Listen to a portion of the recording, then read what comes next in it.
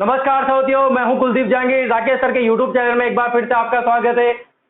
दोस्त, अपन बात कर रहे हैं राजस्थान जीके की, और राजस्थान जीके में अपन पढ़ रहे थे गुर्जर प्रतिहारों के बारे में। गुर्जर प्रतिहारों के बारे में दोस्तों अपन जानकारी ले रहे थे। बहुत ही ज्यादा इंपॉर्टेंट टॉपिक है दोस्तों। सबसे ज्यादा क्वेश्चन बनते हैं गुर्जर प्रतिहारों के बारे में। जो जो सभी ऑनलाइन आ चुके हैं दोस्तों, तो लाइक कर दीजिए, वीडियो को शेयर कर दीजिए, व्हाट्सएप, फेसबुक, जो भी आपने ग्रुप बना रखे हैं दोस्तों, सबसे पहले आप प्लीज इसमें डाल दिया करें। आपको एक लाइक दबाना है और एक शेयर करना है दोस्तों, बस इतना सा काम करना रहता है दोस्तों। आपको ये आते ही सबसे पहले आप ये काम कर दिया करें, ठीक है दोस्तों। अगर आपको पिछले वीडियो जैसे पुराने वीडियो की जरूरत होती है तो हमारे लिंक पर जा सकते हैं दोस्तों, डिस्क्रिप्शन पे जा सकते हैं, और वहां से आप जो है क्लिक करके दोस्तों जो पुराने वीडियो, जैसे आपको हिस्ट्री के, लाइब्रेरियन के, कल्चर के दोस्तों, ऐसे पुराने वीडियो देखने, पूरी पुरानी क्लासेस देखनी है आपको, तो वो भी आप उपलब्ध कर सकते हैं दोस्तों। जैसे ही वीडियो डलता है तो नीचे ब्लू लाइन में लिंक रहते हैं दोस्तों, आप कोई से भी लिंक को क्लिक कर सकते हैं और वहां से आप जानकारी ले सकते हैं, ठीक है दोस्तों। पिछली वाली क्लास में अपने बात कर रहे थे दोस्तों में वत्सराज के, बहुत ही प्रमुख सर्वश्रेष्ठ शासक रहा था वत्सराज, उसके बारे में अपन बात कर रहे थे दोस्तों। काफी ज्यादा जो मैंने आपको बताया था कि यहाँ से जो है 100 वर्षों तक चलने वाला त्रिपक्षीय संघर्ष। कितने पक्ष दोस्तों? त्रिपक्षीय संघर्ष। महाराष्ट्र राष्ट्रकूट का शासक और बंगाल के पाल और गुर्जर प्रतिहार यानी कि मालवा के शासक, इन तीनों में दोस्तों लड़ाइयां चल रही थी। देखो दोस्तों, एक बात क्लियर कर लेना, जो भी यहाँ के गुर्जर प्रतिहारों के शासक बने दोस्तों, इन्होंने कहीं युद्ध भी लड़े थे। मैंने कहा कि दोस्तों इनको ज्यादा युद्ध नहीं थे ज्यादा युद्ध इनके, लेकिन गुर्जर प्रतिहारों में जो सबसे ज्यादा संघर्ष हुए हैं दोस्तों, कन्नौज को लेकर ही हुए थे। किसको लेकर दोस्तों? कन्नौज को लेकर ही जो है ये जो कन्नौज को लेकर दो संघर्ष हुए वो सबसे ज्यादा हुए थे। कन्नौज को लेकर दोस्तों सबसे ज्यादा संघर्ष हुए थे, उनके ही बारे में बात करेंगे अपन। ऐसे अथाह जानकारी दोस्तों, ऐसे मुसलमानों को भी पराजित किया इन्होंने, हरियाणा को भी जीता था दोस्तों। अनेक वंश ऐसे थे जिनको इन्होंने पराजित किया था, लेकिन ज्यादा क्वेश्चन नहीं बनते हैं वहां से। ऐसे तो किताबों में, बुक में आप देखोगे, गाइड में देखोगे, अथाह जानकारी दी हुई है। इसीलिए तो दोस्तों मैंने बताया था आपको कि गुर्जर प्रतिहार हम इसलिए पढ़ रहे हैं ताकि आपको पता चले कि कहां से क्वेश्चन आते हैं और किन के बारे में पूछता है वो, किन किन के बारे में जानकारी लेते हैं, ठीक है दोस्तों। आगे बढ़ते हैं। वत्सराज के बाद देखो अपन पढ़ रहे हैं दोस्तों गुर्जर प्रतिहार। शासक है गुर्जर प्रतिहार, इनके दोनों का मतलब आपको पता ही चली गया होगा, बिल्कुल इजीली मैंने बताया था गुर्जर कौन है, प्रतिहार कौन है, इसका मतलब क्या है, मीन्स क्या है, ये चीजें हमने जान के बता दी। इसके बाद दोस्तों अपन बात करते हैं वत्सराज के बाद शासक बनता है दोस्तों उसी का पुत्र यानी कि ये वत्सराज था दोस्तों, ये रहा वत्सराज, इसी का पुत्र था दोस्तों। पुत्र का नाम रहता है दोस्तों नागभट्ट। मैंने बताया था नागभट्ट 2, 3, 4 नागभट्ट होंगे। ये कौन सा हो जाएगा दोस्तों? भीलमाल का नागभट्ट कौन सा हो जाएगा दोस्तों? द्वितीय नागभट्ट हो जाएगा। क्या बात है, द्वितीय नागभट्ट है। अब देखो मैंने यहां पर बोला था आपको, वत्सराज के समय जो दरबार लगता था उसको क्या बोलते हैं? नागावलोक का दरबार बोलता था, यानी कि ये नागभट्ट था। इसके समय भी दरबार को क्या बोला जाता था दोस्तों? दरबार को क्या बोला जाता था दोस्तों? नागावलोक का दरबार, नागावलोक का दरबार। एक क्वेश्चन यहीं पर क्लियर हो जाएगा दोस्तों। अगर वो ऑप्शन में पूछता है कि निम्न में से नागावलोक का दरबार नहीं था, किसके शासनकाल के समय नहीं था, तो आपको याद रखना है 2 शासक ऐसे थे गुर्जर प्रतिहार में, एक तो वत्सराज था और दूसरा है नागभट्ट द्वितीय। तो इनके दरबार को क्या बोला जाता था? नागावलोक दरबार बोला जाता था। काको हटा दो, ये लो काको हटा दिया मैंने, अब सब सही लग रहा है, नागावलोक का दरबार। इसकी बात करें दोस्तों, सर्वश्रेष्ठ शासक चाहिए संपूर्ण उत्तर भारत में जिसका शासन हुआ ना दोस्तों, तो दोस्तों किसका हुआ था? नागभट्ट द्वितीय का था। गुहिलों और चौहानों के, यानी कि दोस्तों मैंने आपको बताया था गुहिल और चौहान, प्रतिहार, परमार, चालुक्य, चौहान को ही क्या बोला जाता है? चौहान। यानी कि चौहान और गुहिल इनके सामंत हुआ करते थे, प्रधानमंत्री हुआ करते थे, इनके यहाँ काम किया करते थे। तो इन्होंने भी अपने साम्राज्य को बढ़ाने के लिए पर्सनली युद्ध भी लड़ते थे। तो उनका साथ किसने दिया था दोस्तों? नागभट्ट द्वितीय ने दिया था। किसने दिया था दोस्तों? नागभट्ट द्वितीय ने दिया था। लिख सकते हैं दोस्तों बेसिक जानकारी के लिए, क्वेश्चन नहीं बनता फिर भी याद रह जाएगा आपको। गुहिल और चौहान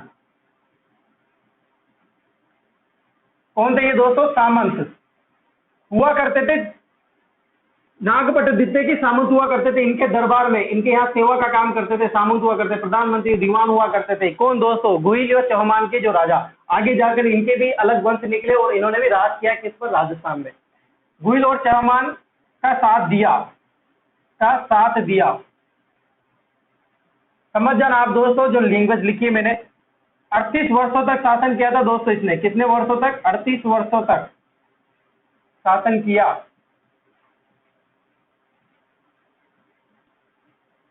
कितने वर्षों तक दोस्तों? 38 वर्षों तक शासन किया।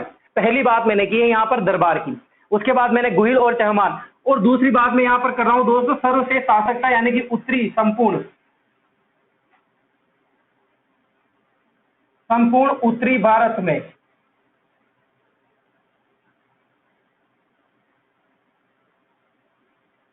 अपने साम्राज्य को फैलाया या विस्तार किया।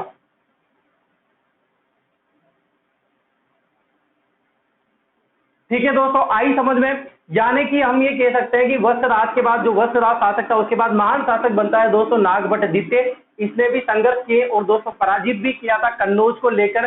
कौन से शासक को दोस्तों? धर्मपाल को, यानी कि पाल शासक, बंगाल के पाल शासक को दोस्तों कन्नौज के लेकर इसने नागभट्ट द्वितीय ने उसको पराजित किया था। यहाँ पर मोस्ट इंपोर्टेंट जो बात आती है ना दोस्तों, वो यही पढ़ेंगे अपन त्रिपक्षीय संघर्ष को लेकर। मैं वापस लिख देता हूं यहाँ पर दोस्तों, त्रिपक्षीय संघर्ष।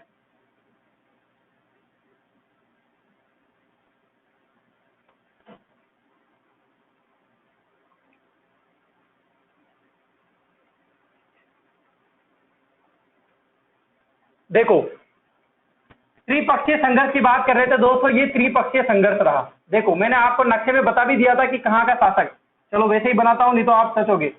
ये इंडिया रहा, भारत है ये भारत है। यहाँ के दक्षिण का राष्ट्रकूट शासक, राष्ट्रकूट है ये, या महाराष्ट्र बोल सकते हैं आप। क्या बोल सकते हैं दोस्तों? महाराष्ट्र। यहाँ का शासक है दोस्तों कौन? गोविंद द्वितीय। कौन है दोस्तों? गोविंद द्वितीय। और बात करें दोस्तों यहाँ पर बंगाल पड़ता है। क्या पड़ता है दोस्तों? बंगाल के पाल शासक कौन है दोस्तों यहाँ का? धर्मराज। कौन है दोस्तों? धर्मराज यहाँ का धर्मपाल शासक है। कौन है? धर्मपाल। और दोस्तों यहां पर अपन बात करें मालवा के शासक या फिर गुर्जर प्रतिहार के शासक की, शासक इसका गुर्जर प्रतिहार शासक कौन है दोस्तों यहाँ का? नागभट्ट द्वितीय। ठीक है, पहले ऐसा करो दोस्तों, आप इसको लिख लीजिए ताकि इसको कनेक्ट करेंगे, वहां पर जगह कम रहेगी। आप पहले इसको स्क्रीनशॉट ले लीजिए या लिख लीजिए।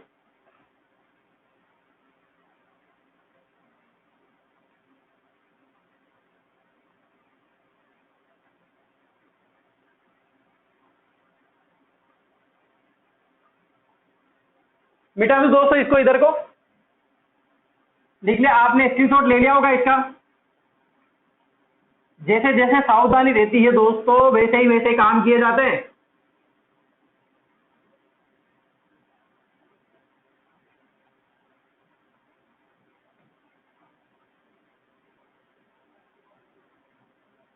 देखो ये त्रिपक्षीय संघर्ष, देखो तीन पक्षीय संघर्ष हो गई, यानी कि त्रिभुज बन गया। कौन बन गया दोस्तों? त्रिभुज बन गया। और अपने साम्राज्य को बनाएगा दोस्तों तो यहां तक बनाएगा, यानी कि अपने साम्राज्य का विस्तार करेगा दोस्तों यहां तक। कहां तक करेगा दोस्तों? यहां तक अपने साम्राज्य का विस्तार करेगा।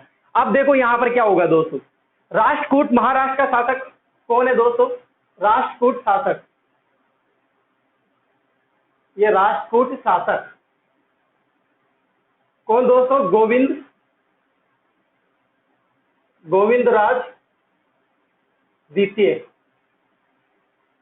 गोविंदराज द्वितीय दोस्तों पराजित कर देता है, युद्ध होता है इनके मध्य कन्नौज को लेकर, पराजित कर देता है, पराजित किया। किसको किसको दोस्तों? गुर्जर प्रतिहार शासक को, नागभट्ट द्वितीय को, नागभट्ट द्वितीय को। और दोस्तों नागभट्ट द्वितीय जैसे ही पराजित हो जाता है और दोस्तों फिर से ये युद्ध लड़ता है और पराजित कर देता है किसको? किसको पराजित कर देता है दोस्तों? पाल शासक, पाल शासक धर्मपाल को।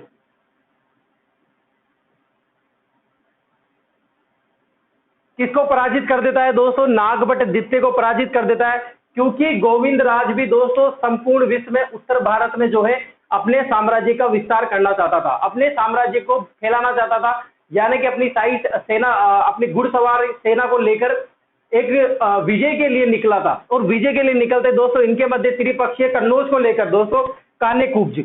दोस्तों आपने कहीं देखा होगा कन्नौज का नाम, कन्नौज का नाम कान्यकुब्ज भी मिलता है, कान्यकुब्ज। याद रखना दोस्तों, कन्नौज को क्या बोलते हैं? कान्यकुब्ज भी बोलते हैं। यानी कि अपन यहां पर बात करें दोस्तों तो ये राष्ट्रकूट से युद्ध था, इसका राष्ट्रकूट संघर्ष।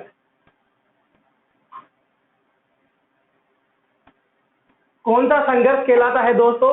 राष्ट्रकूट संघर्ष कहलाता है ये। यहां पर दोस्तों इनके मध्य त्रिपक्षीय संघर्ष होते हैं कन्नौज को या फिर कान्यकुब्ज को लेकर। इसमें दोस्तों गोविंदराज द्वितीय जो है नागभट्ट को पराजित कर देते हैं और इसके बाद दोस्तों ये धर्मपाल शासक धर्मपाल को भी पराजित कर देते हैं। ये बात हुई दोस्तों किसकी? गोविंदराज द्वितीय की, यानी कि राष्ट्रकूट शासक, महाराष्ट्र शासक कौन दोस्तों? गोविंदराज द्वितीय। इसके बाद इनके जो उत्तराधिकारी बनेंगे, इनके पुत्र बनेंगे और नागभट्ट द्वितीय के जो है वो उत्तराधिकारी बनेंगे। फिर इनके मध्य दोस्तों फिर से क्या होगा? त्रिपक्षीय संघर्ष होगा। किसको लेकर दोस्तों? कान्यकुब्ज को लेकर, कन्नौज को लेकर। ऐसे शासक आए थे दोस्तों, एकमात्र ऐसा शासक था कौन? नागभट्ट द्वितीय, सबसे पहले जिसने कन्नौज को जीता था, कन्नौज को विजय किया था। अभी आगे बात करेंगे, इससे पहले आप पहले इसका स्क्रीनशॉट ले लीजिए, लिख लीजिए, फिर आगे बात करते हैं।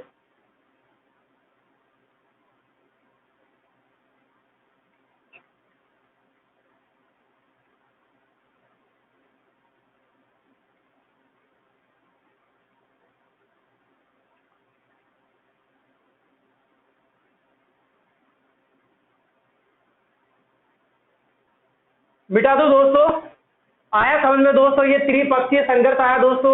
मैं आपको जब गुर्जर प्रतिहार खत्म हो जाएंगे तो आपको तीनों के संघर्ष बता दूंगा, मैं तीनों एक चार्ट बना के बता देंगे जो त्रिपक्षीय संघर्ष हुए थे वत्सराज, नागभट्ट द्वितीय और मिहिर भोज के टाइम। तो वो मैं तीनों एक साथ दिखा दूंगा। राष्ट्रकूट का शासक कौन था, इसके बाद अपन बात करें पाल शासक कौन था, ये सब चीजें मैं लिखा दूंगा अगर आपको याद होने में प्रॉब्लम होती है तो। ठीक है, आप पहले इसके स्क्रीनशॉट लिए साथ के साथ याद करेंगे। गोविंदराज शासक था किसके समय? नागभट्ट द्वितीय के समय। द्वितीय के समय द्वितीय था, गोविंद था, ये नाग था।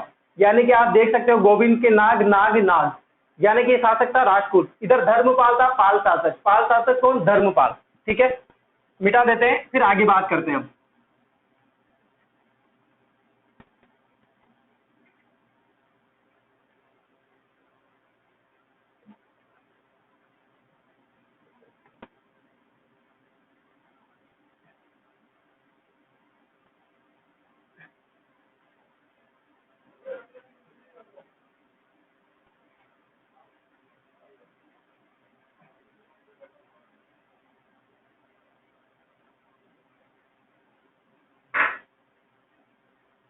देखो अब बात करते हैं दोस्तों कन्नौज विजय। मैंने बताया था कन्नौज को विजय किया था किसने? नागभट्ट द्वितीय ने। तो अपन बात करते हैं यहाँ पर दोस्तों कन्नौज विजय की। किसकी बात करेंगे दोस्तों? कन्नौज विजय की। होता क्या है दोस्तों, गोविंदराज जीत लेता है कन्नौज को और दोस्तों निकल जाता है। अपनी विजय यात्रा होने के बाद राष्ट्रकूट अपने घर पे चला जाता है और दोस्तों ये जैसे होने के बाद नागभट्ट द्वितीय की पराजय हो जाती है और वापिस आ जाता है। कहां पर? अपने क्षेत्र में आ जाता है दोस्तों। गुर्जर प्रतिहारों का जो यहां से भाग जाता है दोस्तों और वापिस आ जाता है और अपने संघर्ष की लड़ाई शुरू कर देता है। पहले भाग गया और अब दोस्तों क्या कर रहा है? अपनी लड़ाई शुरू कर रहा है। अब लड़ाई शुरू होने के बाद दोस्तों अपने घर वापिस आता है और वापिस कन्नौज को लेकर युद्ध लड़ता है। और दोस्तों युद्ध लड़ने के बाद ये नागभट्ट रहा। कौन दोस्तों? नागभट्ट द्वितीय। कौन रहा दोस्तों? नागभट्ट द्वितीय। और इधर इधर बात करें दोस्तों पाल शासक, धर्मपाल,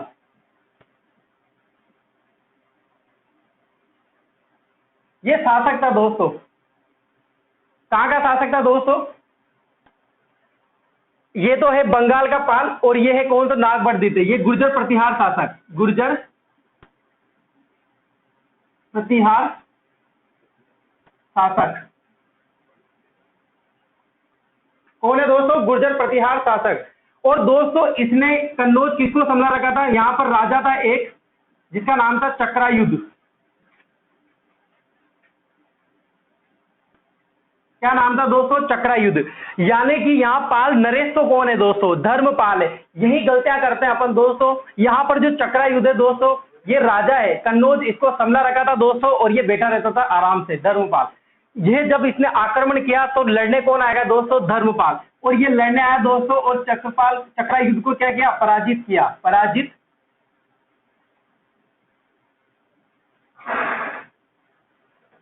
किया। किसको पराजित किया दोस्तों? चक्रायुद्ध को।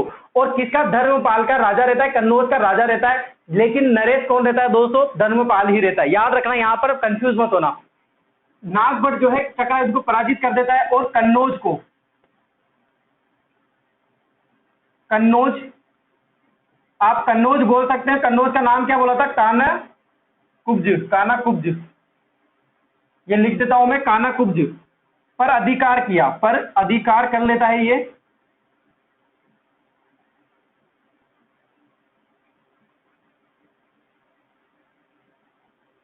अधिकार कर लेता है, तथा राजधानी बना देता है इसको। गुर्जर प्रतिहारों की राजधानी दोस्तों मेड़ता मंडोर यहां से हटा के, भीलमाल से हटा के कहां पे कर देता है? कन्नौज, या फिर काने कुब्ज।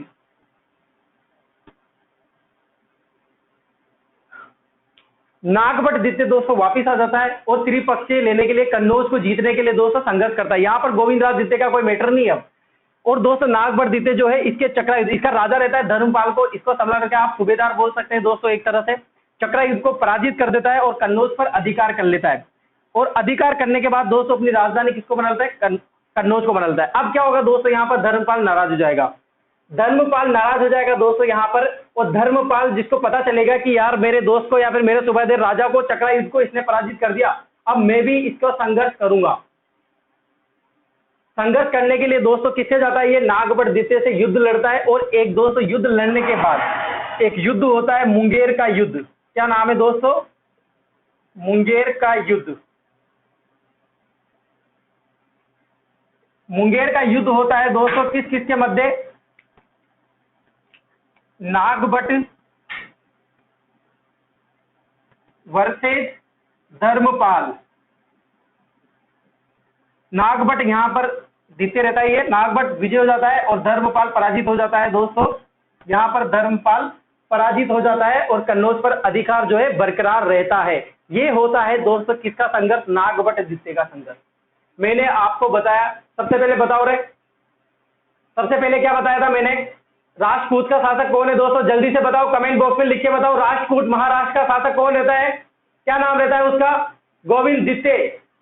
किसको पराजित करता है वो? नागभट्ट जित्ते को पराजित करता है, तथा पाल शासक धर्मपाल को भी पराजित कर देता है। और ये करने के बाद दोस्तों चला जाता है वापस। इसको जाने के बाद नागभट्ट जित्ते फ्री हो जाता है, और फ्री होने के बाद दोस्तों कन्नौज को अधिकार कर लेता है। और किसको पराजित कर देता है दोस्तों? चक्रायुद्ध को। जो सूबेदार या राजा रहता है किसका? धर्मपाल, नरेश धर्मपाल का। और ये बात पता चलती है किसको? नरेश धर्मपाल को पराजित कर पता चलती है। और ये वापस युद्ध करने जाएगा किससे?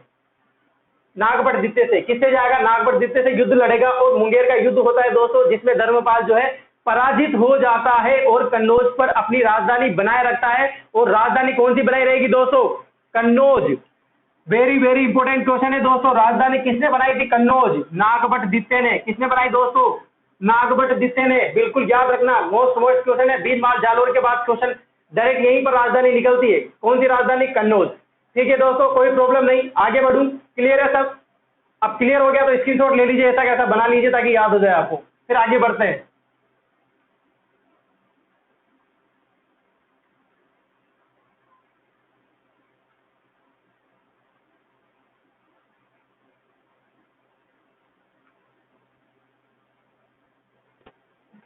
मिटा दो दोस्तों, इधर का मिटा देते हैं, थोड़ा सा और लिख लेते हैं। देखो ये युद्ध की जो दोस्तों, ये युद्ध के बारे में जितना भी बताया गया है इसके बारे में याद रखना दोस्तों। यह जानकारी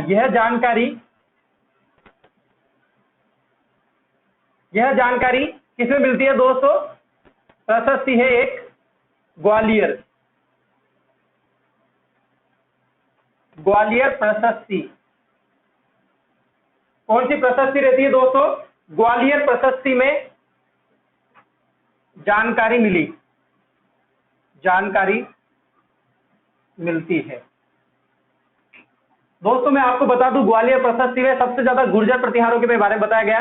गुर्जर प्रतिहारों के वंश के बारे में जो सबसे ज्यादा जानकारी देता है वो लेख, अभिलेख, शिलालेख कौन सा है दोस्तों? ग्वालियर प्रशस्ति। ग्वालियर शिलालेख भी बोल सकते हैं, प्रशस्ति भी बोल सकते हैं, लेख भी बोल सकते हैं। तो ये जानकारी सबसे ज्यादा कौन देता है? ग्वालियर प्रशस्ति। ठीक है दोस्तों। इसके बाद बात करें दोस्तों इसके निर्माण की। किसकी बात करें दोस्तों? निर्माण की बात करें तो विष्णु मंदिर और शिव मंदिर बनवाया था इसने। विष्णु मंदिर और एक बनाया दोस्तों शिव मंदिर।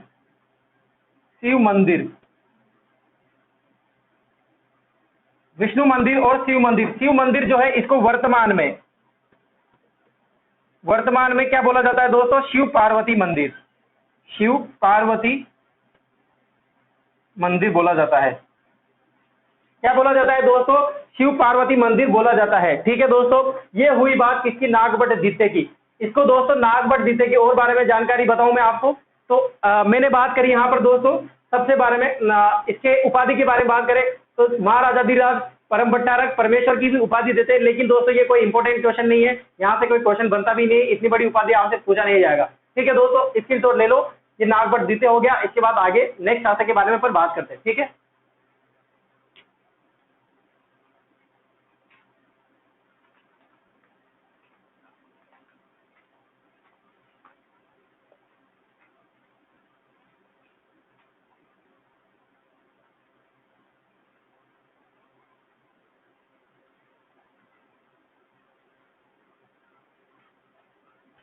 मिटा दो दोस्तों।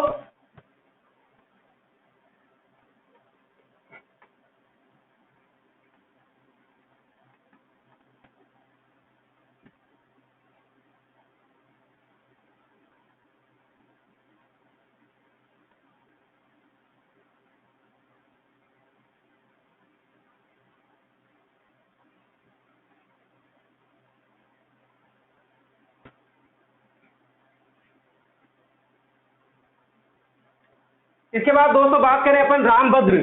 शासक बनता है रामभद्र, नागभट्ट द्वितीय का पुत्र रहता है रामभद्र। नेक्स्ट शासक बना और बनते ही दोस्तों अयोग्य शासक कहलाया।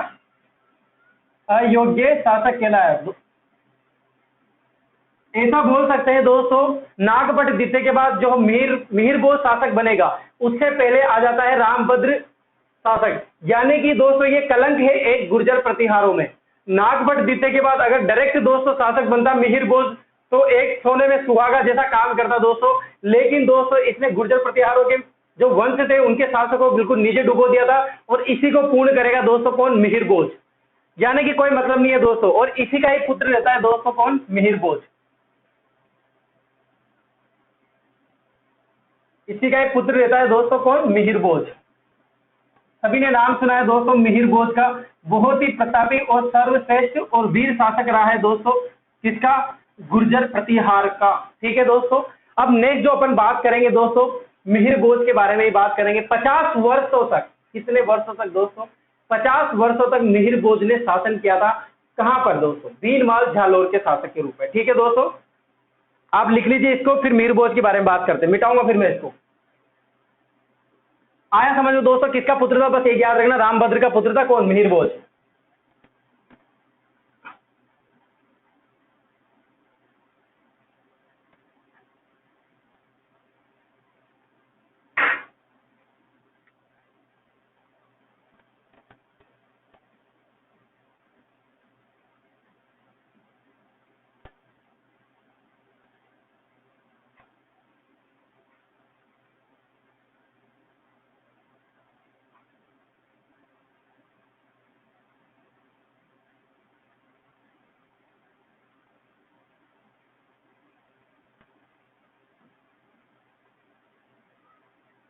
कितने वर्षों तक दोस्तों? 50 वर्षों तक। 50 वर्षों तक शासन किया।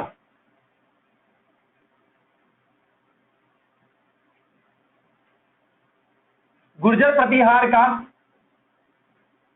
गुर्जर प्रतिहार का या फिर भीलमाल, भीलमाल जालोर का सर्वश्रेष्ठ प्रसिद्ध शासक। इसके समय बात करें दोस्तों, राजधानी भी इसके समय कौन सी थी? राजधानी किसने थी? कौन सी दोस्तों राजधानी? वही कन्नौज। क्या नाम था दोस्तों राजधानी का? कन्नौज, जिसमें क्या बोलते हैं? काने कुब्ज बोलते हैं। 50 वर्षों तक शासन किया दोस्तों। गुर्जर प्रतिहार भीलमाल का सर्वश्रेष्ठ प्रसिद्ध शासक था दोस्तों। कौन कौन था दोस्तों? मिहिर भोज दोस्तों। और बात करें दोस्तों इनकी उपाधियों की, उपाधियां थी इनकी, उपाधियां धारण कर रखी थी दोनों इन्होंने। उपाधियों की बात करते हैं अपन।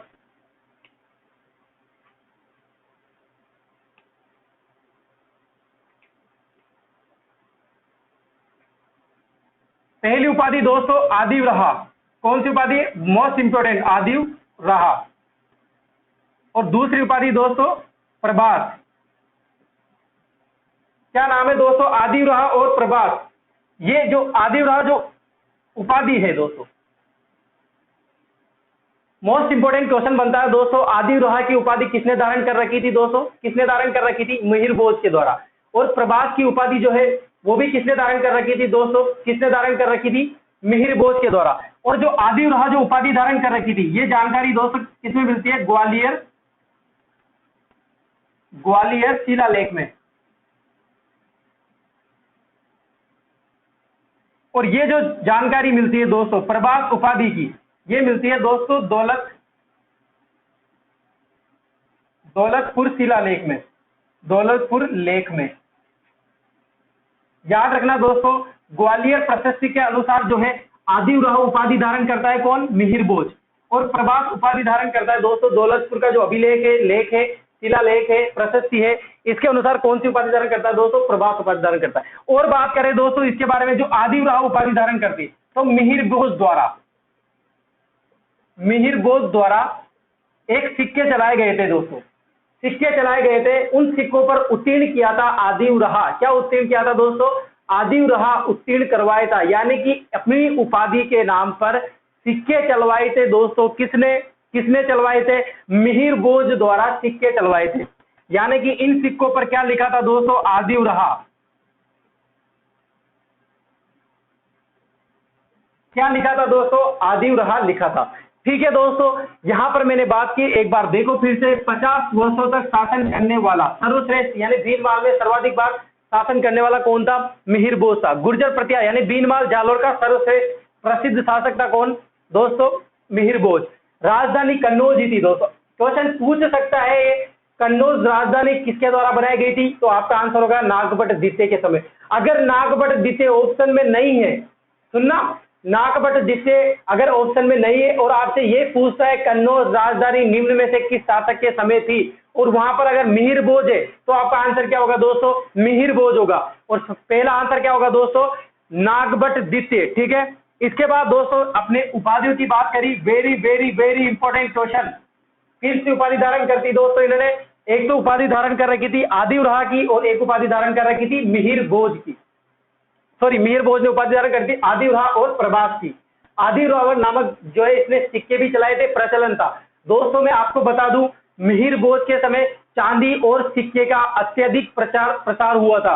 यानी कि मांस मदिरा का कार्य नहीं किया जाता था, बेईमानी का काम नहीं किया जाता था, तोलन में कोई बेईमानी नहीं की जा सकती, और सोने चांदी का जो व्यापार है सबसे ज्यादा बढ़ चढ़कर आया था कौन से शासक के समय दोस्तों? मिहिर भोज के समय। इसीलिए दोस्तों इसने सोने के सिक्के चलाए थे, और उन सिक्कों पर दोस्तों क्या लिखा आया था? आदिव रहा। चांदी के सिक्के भी चलाए थे, उन पर अलग चीजें उत्तीर्ण थे, उनकी बात अपन बाद में करेंगे। ठीक है दोस्तों, आप पहले इसका स्क्रीनशॉट ले लीजिए, फिर आगे बात करते हैं।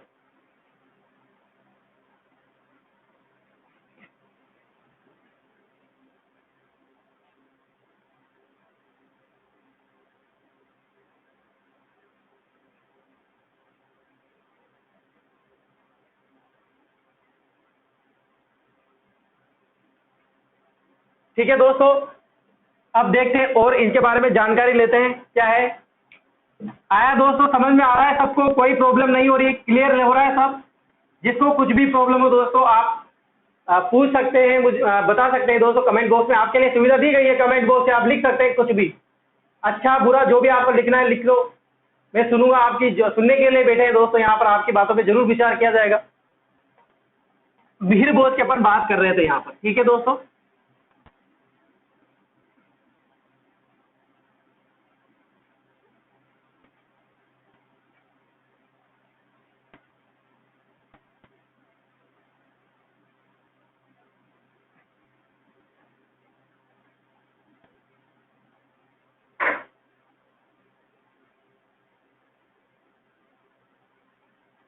देखो मिहिर बोझ की अपन बात कर रहे थे, ये रहा अपना मिहिर बोझ, गुर्जर प्रतिहार शासक, यानी कि दीनमाल के गुर्जर प्रतिहार शासक रहता है। इसके समय एक अरबी यात्री, कौन सा दोस्तों, अरबी यात्री, वेरी वेरी इंपॉर्टेंट क्वेश्चन बनता है यहाँ पर दोस्तों, याद रखना है इसको, भूलना मत, बार बार पूछा जाता है दोस्तों, यहाँ पर 2-3 बार पूछा जाता है, ये जो भी यात्रा करने आते हैं दोस्तों बार बार याद रखना, कौन यात्रा करने आया, कौन सा शासक किस समय था, ये सब चीजें आपको याद रखनी है, यही पूछा जाता है दोस्तों मिहिर बोझ में। आप बिल्कुल देख लीजिए दोस्तों, किताबों में गाइडों में देख लीजिए, इतनी जानकारी दे रखी है आपको पता ही नहीं चलेगा कि कौन सा क्वेश्चन कहां से आएगा, क्या पूछे क्या पढ़े। गुर्जर प्रतिहारों में सबसे ज्यादा दिक्कत यही होती है कि पढ़े क्या, और ये मैं पढ़ पढ़ के दोस्तों आपकी हालत देखो, पसीना आ जाता है मेरे, तो मैं आपको बताते नहीं तो ऐसा कोई है ही नहीं गुर्जर प्रतिहार पढ़ाया आपको, कोई भी नहीं होगा दोस्तों, मैं पढ़ा रहा हूं यहाँ पर, क्योंकि मैंने तो दोस्तों प्रण लिया हुआ है आपके लिए, मैं तो जन्म ही ऐसे हुआ है कि मैं आपको सिलेक्शन दूं, मेरा तो जन्म ही इसीलिए हुआ है शायद, जो पढ़ा रहा हूं इनको। अब बताइए कमेंट बॉक्स में लिख के बताइए, जिसको भी पता होगा, इसके समय एक अरबी यात्री आया था दोस्तों, कौन सा अरबी यात्री, क्या नाम था दोस्तों, उसका नाम था, ये लो, सुलेमान। नाम भी इतना कठिन नहीं है दोस्तों, आराम से याद रख ले, सलमान खान याद रख लो बस, आप तो सलमान याद रखो, सुलेमान, ये एक मात्रा ये हटानी है और एक मात्रा ये हटानी है, जिसमें सलमान हो जाएगा, ये 2 मात्रा लगानी है, एक मात्रा नीचे एक मात्रा ऊपर, ऐसे, ये एक मात्रा यहाँ और एक मात्रा यहाँ, ये दोनों को हटा दो, ये लो, ये सलमान खान हो गया आपका, ठीक है दोस्तों। सुलेमान कौन आया था दोस्तों, सुलेमान, सुलेमान बोल जाता है, आया, अब कुछ न कुछ तो बोल के जाएगा दोस्तों, अरबियों के लिए भी बोल जाएगा, इस्लाम धर्म के लिए भी बोल के जाएगा, और मिहिर बोझ के लिए भी बोल के जाएगा। अब देखो क्या क्या बोल के गया, सुलेमान ने बोला, पहले बोलने वाली बात को बाद में लिखेंगे, पहले प्रशंसा वाली लिख लेते हैं, प्रशंसा की, प्रशंसा की, किसकी प्रशंसा की दोस्तों, मिहिर बोझ के साम्राज्य की, मिहिर बोझ की नहीं की, किसकी प्रशंसा की, मिहिर बोझ के साम्राज्य की, मिहिर बोझ के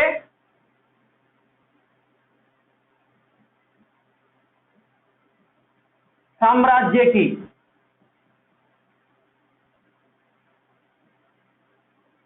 इसके साम्राज्य को देखता है कौन, सुनता है, सुलेमान, क्योंकि इसकी घुड़सवारी और सैनिक साम्राज्य इतनी जबरदस्त थी दोस्तों मिहिर बोझ की, कि देखते अचंभ हो जाता है कौन, अरबी यात्री सुलेमान। उस टाइम इतने सैनिक लिया करता था दोस्तों, 6000 के लगभग सैनिक चलते थे इसके साथ, और इतने घुड़सवार थे इसके पास, और सोने चांदी का, बेईमानी का, इसका जो साम्राज्य विस्तार कर रखा था, इतनी जबरदस्ती दोस्तों सैनिक व्यवस्था, घुड़सवार, और यहाँ पे जो राज्य जो भी व्यवस्था थी इतनी जबरदस्ती, तो प्रशंसा कर देता है दोस्तों मिहिर बोझ का, और बोल जाता है कौन, सुलेमान,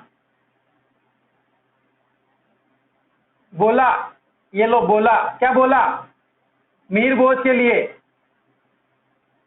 मिहिर बोझ को, किसको बोला, मिहिर बोझ को, क्या बोला, इस्लाम का शत्रु, इस्लाम बोलो या अरबों का शत्रु, क्या बोला, अरबों का शत्रु बताया। ये बोल देता है कि हाँ जरूर इनके साम्राज्य में बहुत अच्छी बातें हैं, लेकिन ये इस्लाम का शत्रु है, अरबों का शत्रु है, कौन, मिहिर बोझ। किसको बताया दोस्तों, मिहिर बोझ को। और क्या बोलता है दोस्तों, इधर देखो, मिहिर बोझ को,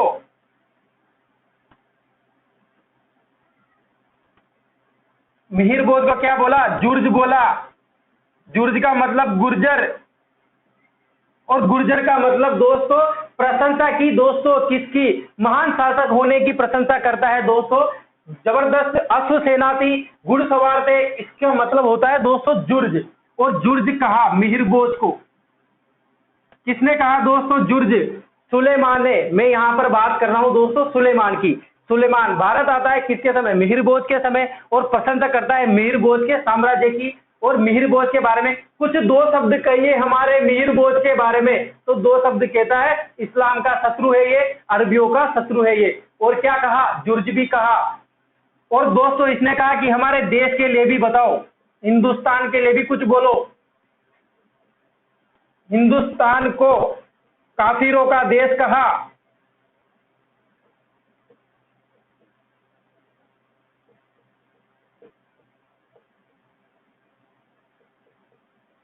किसने कहा? सुलेमान ने।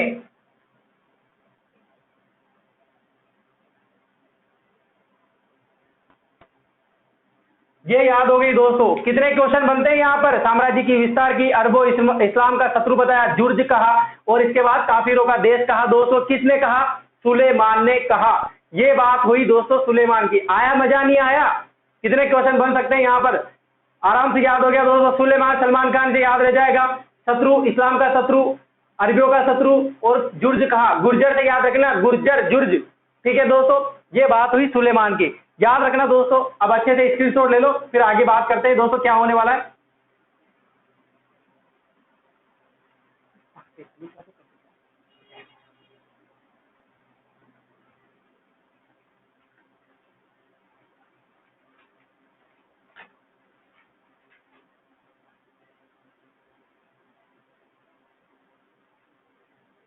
मिटा दो दोस्तों, लिख रहे होगा आराम से। याद हो रहा है नहीं हो रहा है दोस्तों? ये सावधानी है दोस्तों आपको बताने की, बस ढूंढते ढूंढते मिलता है ये दोस्तों, लेकिन इसके बीच में पता नहीं क्या क्या लिखा रहता है, याद नहीं होता फिर वहां पर।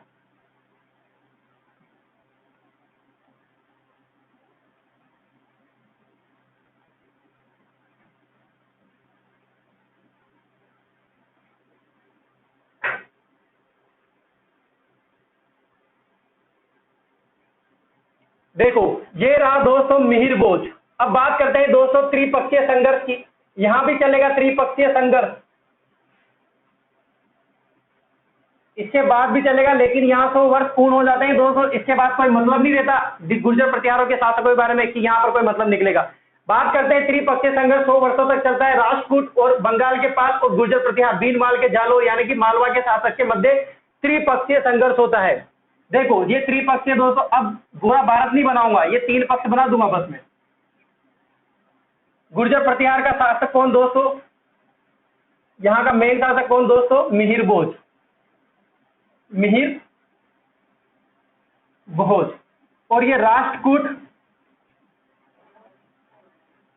कौन है दोस्तों? राष्ट्रकूट ध्रुवदित्य। कौन रहता है दोस्तों? ध्रुवदित्य। और ये पाल शासक कौन रहता है? देवपाल, यानी कि कहां का? बंगाल का शासक, बंगाल के पाल, बंगाल के पाल। और ये शासक देवपाल। ये लो, देवपाल को भी बड़े डिब्बे में रख देते हैं, और इस ध्रुवदित्य को रख दिया, और वीरभोज को भी रख देते हैं। अब दोस्तों किसके मध्य हुआ ये? कन्नौज को लेकर, यानी कि इन तीनों के मध्य कन्नौज को लेकर, या फिर कान्हे कुब्ज को लेकर। कान्हे कुब्ज को लेकर दोस्तों, ये कान्हे कुब्ज को लेकर दोस्तों मिहिरभोज, बंगाल के पाल और ध्रुवदित्य के मध्य युद्ध होता है दोस्तों।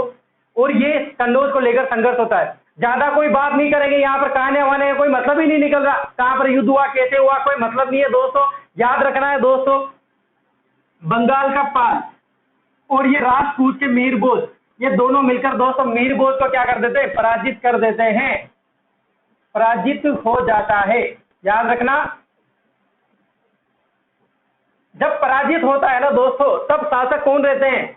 बंगाल के पाल का शासक रहता है देवपाल, और ध्रुवदित्य राष्ट्रकूट का शासक रहता है ध्रुवदित्य। अब इनके बाद जो है इनके उत्तराधिकारी बनेंगे, और उनके उत्तराधिकारी होने के बाद उनको पराजित करेगा दोस्तों मिहिरभोज। यहां से वापिस युद्ध लड़ेगा, 50 साल तक संघर्ष करता है दोस्तों, 50 साल तक राज करता है, संघर्ष करेगा किसको लेकर? त्रिपक्षीय कन्नौज को लेकर वापिस। क्योंकि चलता रहता है, मैंने बताया था ना कन्नौज को लेकर 100 सालों तक युद्ध लड़ता है। ठीक है दोस्तों, पहले आप इसका स्क्रीनशॉट ले लीजिए, फिर आगे बात करते हैं। और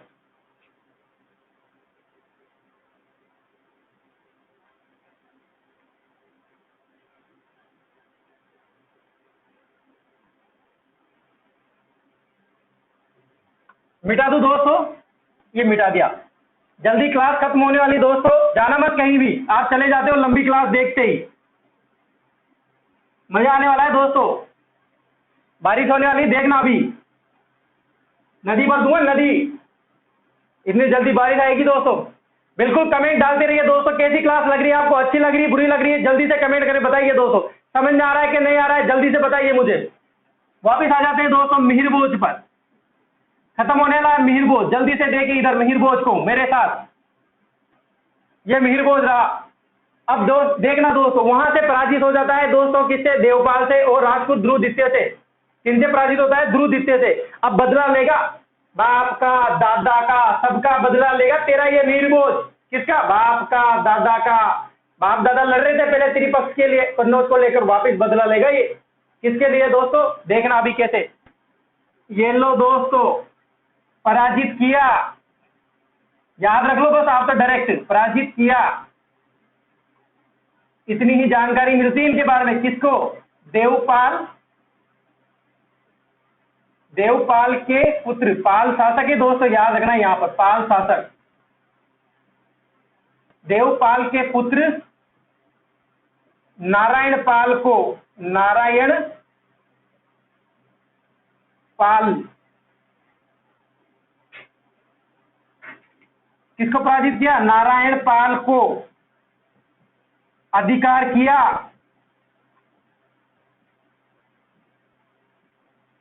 किस पर, बंगाल पर। किस पर अधिकार किया दोस्तों, बंगाल पर।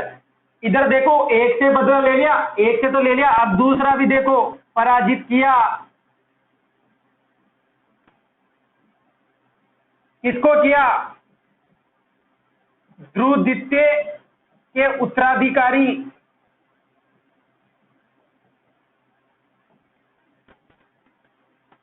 क्या नाम रहता है उत्तराधिकारी का दोस्तों, नाम रहता है, लिखो, कृष्णादित्य। और किस पर अधिकार किया दोस्तों, राष्ट्रकूट पर। याद रख लेना, कृष्णादित्य को कहां पर पराजित किया था, नर्मदा नदी पर। ये लो, बारिश हुई थी ना, मैंने कहा था ना बारिश करूंगा और नदी भर दूंगा मैं। नर्मदा नदी तट पर, तट पर पराजित कर देता है कौन, मिहिर बोझ। मिहिर बोझ जो है बंगाल के पाल शासक, किसको, नारायण पाल को। याद रखना, नारायण पाल को, देवपाल का पुत्र था, देवपाल ने नहीं किया पराजित, देवपाल को नहीं किया, किसको किया, नारायण पाल को। और इधर मिहिर बोझ ने पराजित किया दोस्तों, किसको, ध्रुव द्वितीय के उत्तराधिकारी बनता है, राजपूत शासक रहता है कौन, कृष्णादित्य को पराजित कर देता है। ठीक है दोस्तों, ये मिहिर बोझ का मैटर खत्म। दोस्तों आपको पता होगा, मैं बोल रहा हूं मिहिर बोझ सर्वश्रेष्ठ शासक था, बिल्कुल था। लेकिन दोस्तों क्वेश्चन जहां से बनते हैं और आते हैं उनकी ही अपन यहां पर बात करते हैं।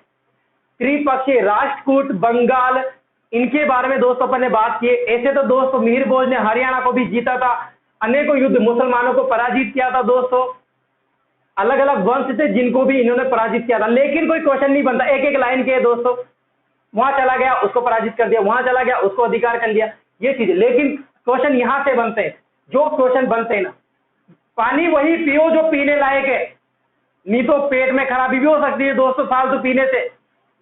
नहाने वाला पानी अलग होता है, पीने वाला पानी अलग होता है। ठीक है दोस्तों, आज के लिए क्लास को यही खत्म करेंगे दोस्तों।